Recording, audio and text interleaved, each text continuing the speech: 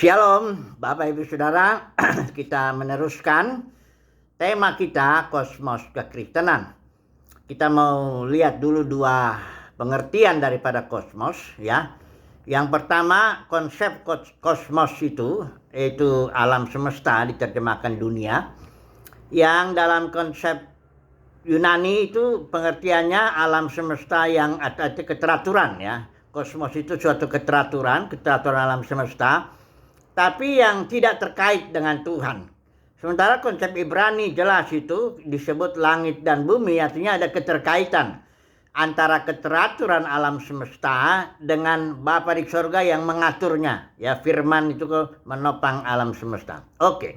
Konsep kedua mengenai kosmos itu adalah pengertiannya jadi negatif, yaitu di mana Tuhan bekerja, berkarya di dunia ini, dan dunia ini melawan dia, ya. Melawan, menentang pekerjaan Tuhan. Kalau kita melihat itu ada di 1 Korintus 3, ada Efesus 2 ayat 2, ada Roma 12 ayat 2, ya. Ada juga di situ Kolose 2 ayat 8 sampai 20 itu terkait di situ. Oke. Ini yang kedua konsepnya. Jadi kita harus ingat dulu bahwa kosmos pengertian yang pertama itu alam semesta. Yang kedua itu kosmos itu suatu kita katakan jadi zaman yang jahat yang menentang pekerjaan Tuhan. Nah, Rasul Yohanes lebih detail lagi memberikan penjelasan karena istilah kosmos itu ada jumlahnya 186 kali muncul dalam Perjanjian Baru. Kurang lebih separuhnya itu dalam tulisan Rasul Yohanes. Ya, dalam Injilnya ada 78 kali, ada dalam surat-suratnya 24 kali. Karena dalam teologi Yohanes itu istilah kosmos itu sangat penting ya untuk bisa dilihat. Nanti kita akan bahas pelan-pelan mengenai itu ya. Tapi yang jelas di sini Rasul Yohanes bilang karena kosmos itu melawan Tuhan, berarti ada penguasanya di situ. Penguasa kosmos, penguasa dunia dalam pengertian kosmos yang melawan Tuhan itu adalah setan. Saudara melihat ya dalam ini ya, atau Yohanes 1 ayat 9 sampai 11, Yohanes 7 ayat 7, dan juga ini Yohanes 12 ayat 31, saya bacakan aja ini, bahwa sekarang berlangsung penghakiman atas dunia, sekarang ini juga penguasa dunia ini akan dilemparkan keluar. Di sini pengertian dunia, ingat ya, itu adalah sesuatu yang melawan Tuhan ya. Kemudian Yohanes 16 ayat 11 itu dikatakan juga di situ akan penghakiman karena penguasa dunia ini telah dihukum. Nah, ya Rasul Yohanes itu punya satu pengertian yang lebih dalam lagi, bahwa dunia ini ada penguasanya, yaitu setan ya. Nah, nanti kalau kita melihat bahwa gereja telah diserang oleh serigala ganas, nanti akan kita melihat itu. Nah, banyak orang berpikir bahwa kekristenan itu bukanlah kosmos.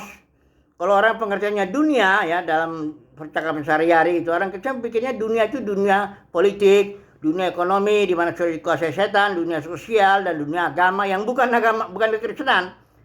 Nah, mereka nggak melihat bahwa kekristenan telah menjadi kosmos dalam pengertian melawan rencana Tuhan. Nanti kita akan lihat ya.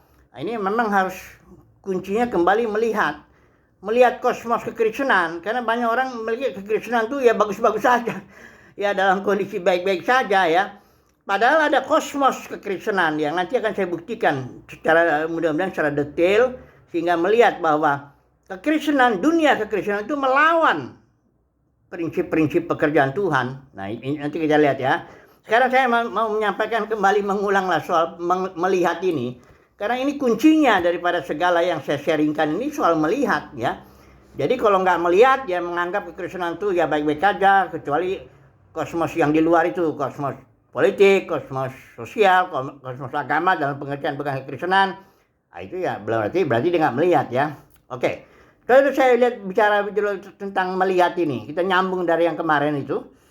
Bileam itu nabi dalam pengertian dia nubuatnya selalu tepat. Tapi dia buta karena uang, kita tahu itu ya.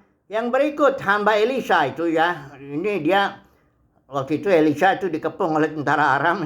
Hamba Elisa ini karena dia nggak melihat, dia takut gitu ya. Tuanku ini kita sudah dikepung, celaka kita. Terus Elisa berdoa, Tuhan tolonglah dibuka dulu matanya ini. Begitu dibuka dia melihat bahwa pasukan Tuhan yang berkeliling di gunung ini, di perkemahan di daerah di tempat Elisa itu jauh lebih banyak daripada tentara Aram yang mengepung itu ya. Ini kembali persoalannya melihat ya. Kemudian ada lagi satu gereja di Laodikia, ini juga persoalannya melihat nih. Dia merasa dia aku kaya, memperkayakan diriku, aku tidak kekurangan apa-apa. Toto yang Tuhan lihat bukan, engkau tuh nggak kaya, nggak kekurangan, bukan begitu. Engkau justru miskin, buta, melarat, telanjang dan sebagainya itu.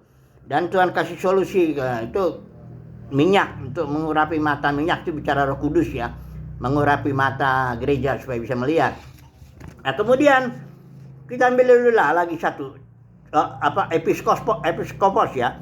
Dalam perjanjian lama, perjanjian baru, kepemimpinan itu gereja ada dua istilah Yunani di situ. Ada presbyteros, ini artinya tua-tua, dewasa, usianya sudah dewasa. Kemudian episkopos yang biasa diterjemahkan uskup atau jadi bishop ya, begitu ya. Nah, episkopos ini dua istilah epi yaitu di atas, skopos itu melihat. Jadi seorang pemimpin gereja seharusnya dia bisa memiliki penglihatan untuk menjaga serangan-serangan serigala ganas yang jemaatnya belum melihat begitu ya. Itulah gunanya pemimpin gereja itu harus seorang yang bisa melihat. Nah celakanya kalau nanti datang serangan-serangan iblis serigala ganas kisah Rasul 20, maka pemimpin gereja pun buta seperti gereja di Laodikia ini ya. Dia udah repot ya. Oke lah. Nah mari dulu yang terakhir saya mau sharingkan mengenai melihat ini soal disiplin ya. Bahwa orang yang bisa melihat itu sekalipun itu kasih karunia dari Tuhan, tapi kita kasih karunia itu datang kepada kita untuk membuat kita melihat, itu akan mengalami kita disiplin Roh Kudus, pembentukan proses yang menyakitkan ya. Saya beri contoh Ishak dengan Yakub lah. Ishak ini seorang yang diberkati Tuhan, tapi dia tidak mengalami disiplin seperti Yakub. Ishak ini lancar-lancar aja, dapat jodoh juga, Ribka itu lancar-lancar, semuanya kayak anak mami begitu ya. Lancar sekali hidupnya ya, diberkati dengan lancar. Akibatnya mata rohaninya kurang tajam, tidak melihat dia. Ketika dia sudah tua, dia ingin memberkati kedua anaknya Esau dengan Yakub. Ishak bilang, tolong baca, karena dia Esau kan anak kebetulan dia senang masakan Esau. Esau tolong ambil dulu ini, cari dulu buruan dan sebagainya. Kemudian Ribka ini bikin untuk menipu supaya berkat itu jatuhnya ke Yakub, karena Yakub ini anak yang disayang Ribka ini. Nah, kemudian kita lihat tahu ceritanya lah bahwa Ishak ketipu ya, karena dia tidak bisa melihat lagi baik mata jasmaninya baik mata rohaninya. Berbeda dengan Yakub ya. Bahkan ketika Esau berteriak itu minta lagi berkat, Ishak bilang aku nggak punya lagi berkat yang lain. Punya anak dua, berkatnya cuma satu itu yang udah dirampas sama adikmu. Wah ini sangat mengerikan ya, karena penglihatannya dia itu. Nah berikut kita lihat Yakub, bedakan coba. Yakub ini punya anak 12, semua diberkati dengan berkat yang dari Tuhan. Kemudian ketika dalam kasus Manasye dan Efraim, anak Yusuf itu, ketika Yakub memberkati, nah pada zaman itu kalau tangan kanan itu berkatnya lebih besar daripada tangan kiri. Jadi Yusuf itu taruh Efraim itu di tangan, supaya tangan kanan Yakub itu begini, kena kepada kepala Manasye karena yang paling besar. Jadi Manasye itu taruh di sebelah kirinya Yusuf, sementara Efraim sebelah kanannya Yusuf, supaya kalau nanti diberkati, Manasye lah yang paling besar ini diberkati lebih banyak lah berkatnya karena dia anak sulung kan. Kemudian Efraim diberkati juga, tapi dengan tangan kiri Yakub. Tak tahu Yakub silang begini tangannya, sehingga tangan kanannya Yakub tertumpang ke atas kepalanya Efraim. Nah, begitu Yusuf melihat, wah Pak, enggak, ini salah ini Pak. Ini harusnya tangan kanan Bapak harus numpang ke Manasye karena ini anak yang paling besar. Jawab Yakub, coba sudah lihat. Aku tahu anakku, aku tahu. Dalam kebutaannya dia nggak bisa lihat lagi, dia punya penglihatan luar biasa secara rohani. Yakub bilang aku tahu. Ini Manasye akan diberkati juga, tapi adiknya Efraim jauh lebih hebat diberkati. Kalau kita lihat Joshua itu pemimpin Israel yang bawa masuk ke tanah Kanan itu dari suku Efraim. Kemudian kita Salomo jatuh dalam penyembahan berhala, itu 10 suku diserahkan kepada Jerobeam bin Nebat juga dari suku Efraim. Bahkan Yerobeam itu mendapat janji hampir sama dengan janjinya kepada Daud. Ya, sayangnya Yerobeam bin Nebat itu dia menyembah berhala. Oke lah. Nah intinya di sini dalam dari dua kasus Ishak dengan Yakub, disiplin itulah yang membuat orang bisa melihat Yakub ini kena disiplin Roh Kudus luar biasa. Mencintai Rahel, atau ketibu lagi dapat si Lea. Dia harus kerja keras 14 tahun hanya untuk mengawini dua. Udah gitu waktu dia untuk mendapat kambing domba itu dia kerja keras juga. Sementara Ishak itu santai-santai aja. Nampaknya dia mewarisi dari Abraham juga ya.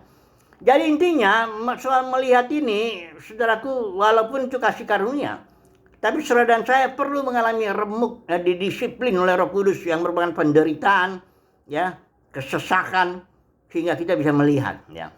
Oke lah, kita ambil kesimpulan dulu lah, ya, bahwa jika seseorang tidak melihat kosmos kekristenan, maka dia menganggap kekristenan itu ya baik-baik saja ya. Padahal kalau kosmos itu bukan hanya sudah menguasai politik, sosial, ekonomi atau agama di luar Kristen gitu ya. Tapi justru kekristenan sendiri sudah dikuasai oleh kosmos. Kekristenan itu atau dunia kekristenan itu melawan Tuhan sebenarnya. Nanti kita lihat kenapa dia begitu ya. Itu tergantung kembali lagi lah. Semoga saudara dan saya mendapat kasih karunia lah untuk melihat kosmos kekristenan. Bahwa kosmos kekristenan melawan prinsip-prinsip kerja Tuhan ya. Haleluya. Amin.